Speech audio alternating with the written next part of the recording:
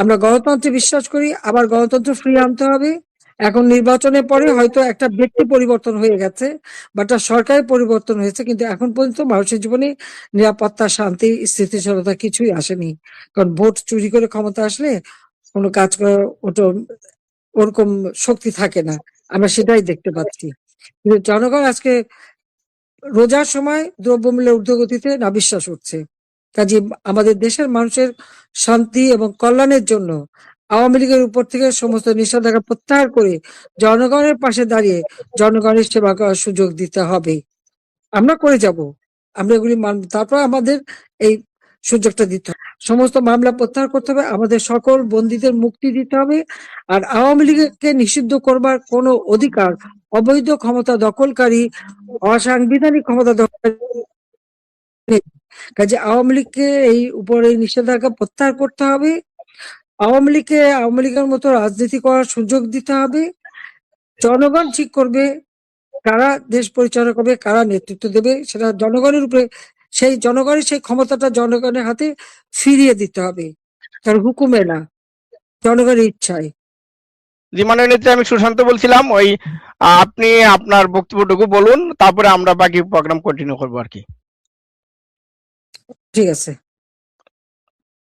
জি মাননীয় নেত্রী। হ্যাঁ, বিসমিল্লাহির রহমানির রহিম। আমি আজকে এই অনুষ্ঠানে উপস্থিত সকলকে আমার শুভেচ্ছা জানাচ্ছি। বাংলাদেশের যে কোনো দুর্যোগের সময় বা যে কোনো ক্রাইসিসে আমাদের প্রবাসীরা সবসময় বিশেষ অবদান রেখে থাকে। তো আজকে যখন আমরা দেশের ভিতরে কোনো কথা বলার সুযোগ পাচ্ছি না, কাজ করার সুযোগ পাচ্ছি না, তাছাড়া আওয়ামী লীগকে বিনা কারণে নিষিদ্ধ করে রেখেছে, এমনকি একটা নির্বাচন হয়ে গেল, সেই নির্বাচনে আওয়ামী লীগকে অংশগ্রহণ করতে দিল না। আওয়ামী লীগের বিরুদ্ধে অনেক বদনাম, অনেক কিছু ছড়াচ্ছে, আর আমাকে তো মানে খুনি, ফ্যাসিস্ট অনেক কিছু বানাচ্ছে। আমাকে কথা বলেছে যে আমি নাকি 1400 লোককে হত্যা করেছি, কিন্তু আজ পর্যন্ত তার কোনো প্রমাণ দেখাতে পারে নাই। আমি কোনো হত্যাকাণ্ড করি নাই। বাংলাদেশে যে আন্দোলন নামে যে সমস্ত ঘটনা ঘটেছে, 460টা থানা আগুন দেওয়া, লুটপাট, পোড়ানো, পুলিশদের পিঠে পিঠে মারা, ঝুলিয়ে রাখা, আওয়ামী লীগ, ছাত্রলীগ, যুবলীগ, স্বেচ্ছাসেবক লীগ সহ মানে মুক্তিযোদ্ধা থেকে শুরু করে আমাদের এমনকি কবি, শিল্পী, সাহিত্যিক, সাংবাদিক কেউ রেহাই পায়নি। আইনজীবী, প্রত্যেকের উপর জুলুম, অত্যাচার চলছে। নির্বিচারে অত্যাচার চালিয়ে যাওয়া হচ্ছে। প্রকাশ্য দিবালোকে পিঠে পিঠে মানুষ হত্যা করা, নারী শিশু ধর্ষণ, নির্যাতন, মানে ডক্টর মোহাম্মদ ইউনূস মেটিকুলাস ডিজাইনের মাধ্যমে মাস্টারমাইন্ড দ্বারা আন্দোলনের নামে মানুষকে বিভ্রান্ত করে এমন একটা পরিবেশ সৃষ্টি করে দিয়েছিল, এবং এরপরে ক্ষমতায় এসে চালিয়েছে। আর রেজাল্টটা কি? মানুষের লাশ পড়ে আছে যেখানে সেখানে, নারী ধর্ষণ, নির্যাতন, সংখ্যালঘুদের উপর চরম নির্যাতন, পাশাপাশি দুর্নীতি, স্বজনপ্রীতি কাকে বলে সেটা এবার তারা দেখালো। দুর্নীতি করে দুর্নীতিটাকে ধ্বংস করে দিয়েছে। কোনো মানুষের জীবনে নিরাপত্তা নাই, সামাজিক নিরাপত্তা নাই, একটা দুর্বিষহ অবস্থা। ওই অবস্থার মধ্যে আবার নির্বাচন দিল। সেই নির্বাচনে আওয়ামী লীগকে কোনো অংশগ্রহণ করতে দেবে না। কেন দেবে না? আওয়ামী লীগের অপরাধটা কি? জনগণের ভোটে নির্বাচিত সরকার। আওয়ামী লীগ সবসময় নির্বাচনের মাধ্যমে ক্ষমতা এসেছে। আওয়ামী লীগ 1949 সালে প্রতিষ্ঠা লগ্ন থেকে 13টার এই নিয়ে এই একটা ইলেকশন আমরা করতে পারলাম না। 13টা ইলেকশনের মধ্যে 9টা ইলেকশনে জয়ী হয়ে সরকার গঠন করেছে। কখনো পিছনের দরজা দিয়ে সরকারে আসে নাই। সবসময় জনগণের ম্যান্ডেট নিয়ে এসেছে। আমরা জনগণের ক্ষমতায় বিশ্বাস করি। আর আওয়ামী লীগ ক্ষমতায় এসেই বাংলাদেশকে উন্নত করেছে, আর্থসামাজিক ভাবে উন্নতি করে বাংলাদেশকে আমরা উন্নয়নশীল দেশের মর্যাদায় নিয়ে এসেছি। এবার চিন্তা করেন, এই 2026 সালে আমাদের লক্ষ্য ছিল আমরা উন্নয়নশীল দেশ হিসেবে আমরা এটাকে সেলিব্রেট করব, আমরা উৎসব করব। আমরা কি তা করতে পারলাম? পারলাম না। মাঝখানে বাংলাদেশের মানুষের সব আশা আকাঙ্ক্ষা জলাঞ্জলি দেওয়া হলো। আজকে উন্নয়নশীল দেশের মর্যাদা থেকে আমরা পিছিয়ে গেলাম। কেন পিছাবো? কারণ এই ইউনূস সাহেব ক্ষমতা আসার পর থেকে দেশের অর্থনীতি ধ্বংস করেছে, মানুষের জীবনের নিরাপত্তা কেড়ে নিয়েছে, দুর্নীতি, চাঁদাবাজি, এটাই হয়ে গেছে নিত্যনৈমিত্তিক ব্যাপার। কারাগার থেকে যত জঙ্গি, সন্ত্রাসী, খুনি তাদেরকে সব ছেড়ে দিয়েছে। আওয়ামী লীগের হাজার হাজার নেতা কর্মীকে কারাগারে মানবেতর জীবনযাপন করা হচ্ছে।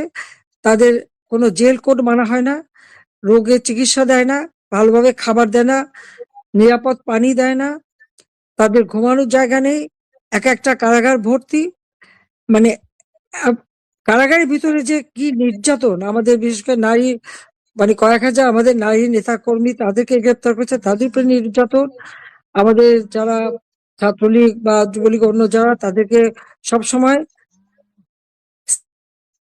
হচ্ছে যখন অসুস্থ হয়ে মুমূর্ষু অবস্থা অথবা মৃত, ডান্ডা বেরি পরিয়ে রাখে, হ্যান্ডকাপ পরায়, তাদেরকে থানায় বা কোর্টে নিয়ে যায় ওই অবস্থায়। আর যখন এমনকি মৃত ব্যক্তি, তার হাতেও হ্যান্ডকাপ পরা, তিনি মন্ত্রী, এমপি, মুক্তিযোদ্ধা। এটি এইরকম একটা দুর্বিষহ অবস্থায় নির্বাচনে আওয়ামী লীগকে অংশগ্রহণ করতে দেয়নি, জনগণ কিন্তু ভোট দেয়নি। আগের দিন সন্ধ্যা থেকে সব ভোট সিল মারা, বাক্স ভরা, এটা তো অজস্র প্রমাণ। নইলে 7:30টায় ইলেকশন শুরু হয়ে 11টা, 11:30 পর্যন্ত যে ভোট হলো তাতে দেখা গেল মাত্র 14% ভোট। এরপরে হঠাৎ সেই ভোট 59% হয়ে গেল। ভোটটা আসলো কোত্থেকে, কিভাবে হলো? অর্থাৎ জনগণের ভোটও চুরি, এই অবস্থা চলছে। আমার কথা স্পষ্ট, 1400 লোক হত্যার যে অপবাদ আমাদের বিরুদ্ধে দিয়েছে, আমার বিরুদ্ধে, এটা তাদের প্রমাণ করতে হবে আমি কোনো মানুষ হত্যা করিনি। পুলিশ বা আইন শৃঙ্খলা রক্ষাকারী সংস্থা তাদের আইন মতো, এসওপি মতো তাদের যা পদক্ষেপ নেওয়ার তা নিয়েছে।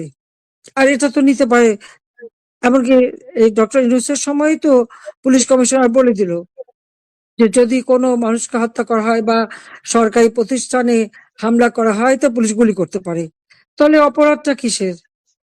প্রকাশ্য দিবালোকে গোপালগঞ্জে দেখা গেল সেনাবাহিনী পাঠিয়ে সেখানে গুলি করে মানুষ হত্যা করলো, ইউনূস সাহেবের অর্ডারে পাঁচটা মানুষকে গুলি করে হত্যা করলো, এমনকি মাটিতে ফেলে গলায় পাড়া দিয়ে, বুট দিয়ে পাড়া দিয়ে হত্যা করা হলো। তার কি কোনো বিচার হয়েছে? বিচার হয়নি, বরং যারা গুলি খেয়েছে তাদের বিরুদ্ধে মামলা দেওয়া হয়েছে। হামলা, মামলা, এটাই আর মানুষ খুন, আর যত্রতত্র লাশ। নারীদের উপরে চরম নির্যাতন, নারী ক্ষমতা কেড়ে নেওয়া হয়েছে। এরকম একটা দুর্বিষহ অবস্থার মধ্যে আজকে দেশ। আর আওয়ামী লীগকে ইলেকশন করতে দেয়নি। কেন দেয়নি? এত বদনাম, এত অপপ্রচারের পরেও যখন সার্ভে করে, তখন দেখলো লাস্ট যে সার্ভেটা করেছে বাংলাদেশের ইন্টেলিজেন্স থেকে, আওয়ামী লীগ 53% ভোটার আওয়ামী লীগকে ভোট দিতে চায়, বিএনপির 24% আর জামাতের 11%। আওয়ামী লীগ ভালো না মন্দ জনগণকে যাচাই করতে দেওয়া হোক। নির্বাচনে অংশগ্রহণ করেই জনগণ যদি আমাদের না চায়, আমরা থাকবো না, কারণ আমরা তো সবসময় জনগণকে নিয়েই চলি। না, সেটা দিল না। অপবাদ দিয়ে, অপপ্রচার করে করে আওয়ামী লীগ হেয় করে, এবং বিশেষ করে আমরা তো টার্গেট। আমার বাবা, মা, ভাই সবাইকে হত্যা করেছে, বেঁচে আছে 2 বোন। জনগণের ভোটে নির্বাচিত হয়ে সরকার গঠন করে দেশকে উন্নত করেছি। বাংলাদেশ সারা বিশ্বে একটা মর্যাদা পেয়েছিল। এটাই কি আমার অপরাধ? দারিদ্র্য দূর করেছি, মানুষের পেটে খাবারের ব্যবস্থা করেছি, অন্ন, বস্ত্র, বাসস্থান, চিকিৎসার ব্যবস্থা করেছি। মানুষের জীবনে স্বস্তি ছিল, শান্তি ছিল, নিরাপত্তা ছিল। আমার দোষ, আমি জঙ্গি দমন করেছি। আমি আমার মাটি ব্যবহার করে কোথাও ইনসার্জেন্সি অ্যাক্টিভিটিস করতে দেইনি। আমাদের পররাষ্ট্রনীতি সকলের সাথে বন্ধুত্ব, কারোর সাথে বৈরিতা না।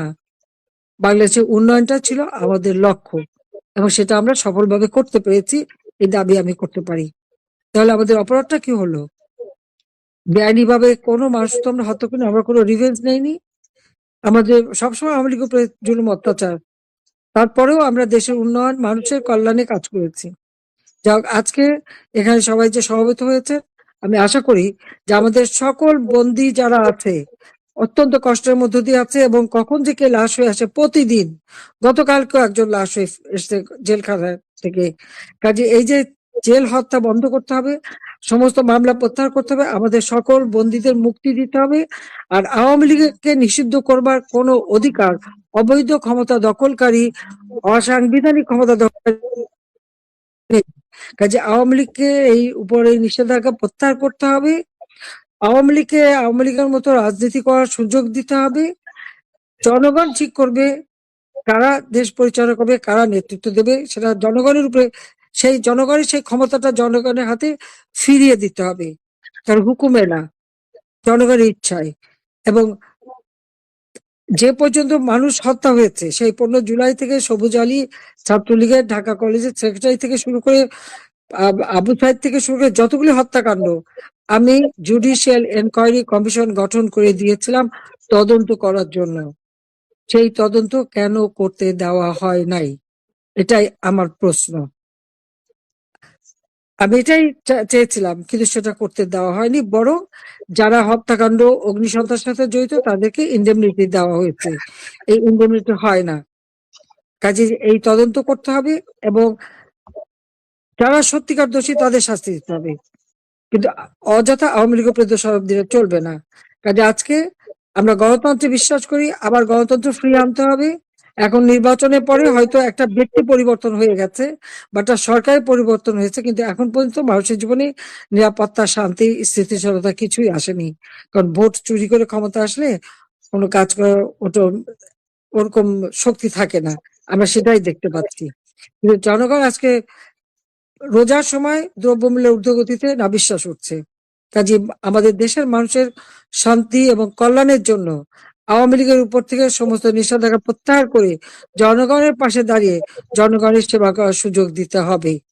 আমরা করে যাব, আমরা এগুলি মানব, তারপর আমাদের এই সুযোগটা দিতে হবে। সবাইকে আমি ধন্যবাদ জানাই যে আজকে যে উদ্যোগটা আপনারা নিয়েছেন, আশা করি আন্তর্জাতিক পর্যায়ে বাংলাদেশের অবস্থা তুলে ধরা এবং দেশের মানুষের যে অধিকার রয়েছে তাদের মানবাধিকার সুরক্ষিত করা, গণতান্ত্রিক অধিকার নিশ্চিত করা এবং অর্থনৈতিক উন্নতি নিশ্চিত করা এবং অর্থনৈতিক উন্নয়নের মাধ্যমে দেশের মানুষের জীবন মান উন্নত করা, এটাই আমাদের লক্ষ্য। মুক্তিযুদ্ধের চেতনায় বাংলাদেশ গড়ে উঠবে, জাতির পিতার স্বপ্ন সফল হবে, এটা এই লক্ষ্য নিয়েই আমরা কাজ করি। সবাইকে ধন্যবাদ। জয় বাংলা, জয় বঙ্গবন্ধু, বাংলাদেশ চিরজীবী হোক। খোদা হাফিজ। ধন্যবাদ মাননীয় নেত্রী, আপনাকে অসংখ্য ধন্যবাদ, আপনি এই সময় দিয়েছেন আমাদেরকে। আমরা এখন ফিরে যাব ভার্চুয়ালি, আমাদের যারা বক্তা আছেন। আমি শিখর ভাইকে বলবো উনার বক্তব্য পেশ করার জন্য। শিখর ভাই, আপনার জন্য বরাদ্দ 3 মিনিট। শিখর ভাই। 10 মিনিটে শেষ। আসলে আপা বক্তৃতা করার পরে আমি আবার বেড়াই দিচ্ছি। খোদা হাফেজ। হ্যাঁ, বক্তৃতা দাও, বক্তৃতা দিতে হবে। আচ্ছা আপা দিচ্ছি। হ্যাঁ, বলতে হবে, তোমরা শুরু করো, আমি তো উদ্বোধন করে দিলাম, তোমার বক্তৃতা দাও। সবার কথা বলতে হবে তো, কি অত্যাচার নির্যাতন সব তুলে ধরো। তো আমি খোদা হাফেজ দিচ্ছি, আমার আর একটা মিটিং আছে। খোদা হাফেজ। আচ্ছা আপা।